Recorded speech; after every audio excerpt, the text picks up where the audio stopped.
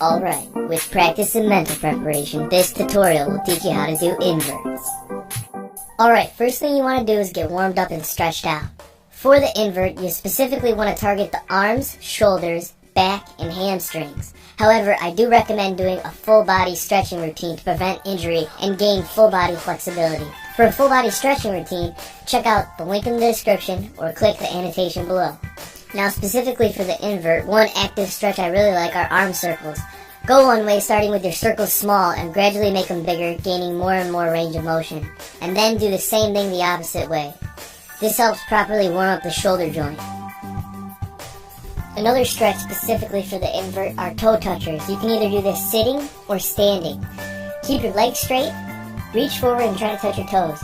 This will help stretch out the hamstrings and the lower back. This will help increase the depth and bend of your invert at the lower half of your body, especially if you choose to invert with your legs straight. Another very great stretch for the invert is the bridge stretch.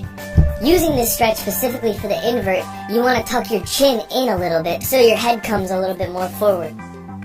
It is not completely necessary to master the bridge stretch for the invert, but it does help significantly. So if you want a full bridge tutorial, check the link in the description or click the annotation below. And now finally, obviously I also recommend getting down the handstand, holding it for at least a few seconds, just so you're strong enough in the shoulders and you get the feel for being upside down on your hands. If you want a full handstand tutorial with many exercises, check the link in the description or click the annotation below. Alright, now that we're all warmed up, let's start working on the form of the invert. Now to take this from complete elementary stages, we're going to start working on the form from a standing position. To help with this, get an object that you can hold between two hands. A straight object works really good like a pole or a broom, but anything will do. Even a t-shirt or a rope, anything you can hold between two hands.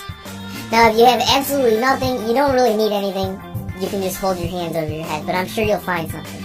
Now what you want to do is bend forward, keeping the legs straight, and then try to bring the object behind your head, keeping your arms straight. Ideally, you want to imagine yourself upside down, and you want to try and bring your palms to the center of balance point. So depending on how much you bend forward, you're going to have to bring your arms back more to get to the center of balance point. Keep in mind, it's easier to have your arms wider than a normal handstand, so you can get them behind your head more.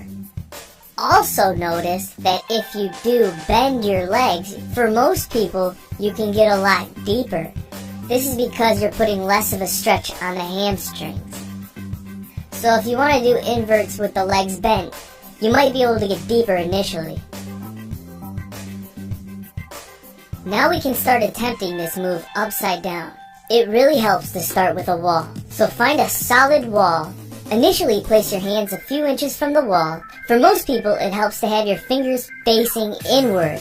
This allows your elbows to bend a little bit more to the side and giving you slightly more shoulder flexibility. However, this varies for everybody, so find a hand position that's comfortable for you. Now, put one leg up and kick off the ground with the other leg.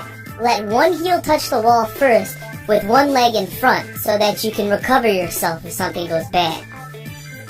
And then switch from the heels to your butt, bringing your feet towards your face and getting into the invert position.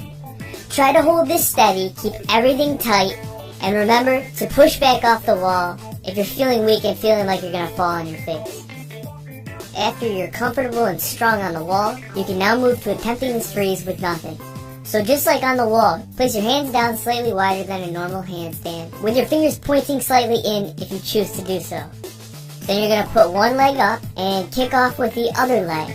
As you come up, you want to try to bring your feet towards your head and crunch in like you're doing a sit-up, but keep the arms firmly placed on the ground. Like I said before, it may also help to have your legs slightly bent to loosen up the tension on the hamstring so you can get a further bend initially. To hold this move in position for a longer period of time, you want to think about keeping the center of balance down your arms into the ground. So when you invert, your butt goes out one way. To counteract this, you want to bring your feet and your head in the other way and keep that center of balance down the arms. So you're going to have to play with this a little bit and find the point where you can balance those forces so that the center is going down your arms to the ground. Keeping those concepts in mind with practice, you'll be able to hold this move for longer and longer periods of time. Some additional tips that help with this move and anything on the hands really in general is you can try to grip the ground with your fingers, spreading out the force so you get a more stable foundation at the ground. Now remember, always feel free to play around with leg position, and then when you get this down further, you can start throwing this and making combos. A lot of people like blowing up from the headstand, or you can throw this off of air flares, or basically off of anything. The invert's a very versatile freeze and a great one to have. Remember, keep practicing. If you practice and have a positive attitude, you can achieve this move. Just be consistent and believe in yourself. Thanks for watching, everybody. Peace, and don't forget to subscribe.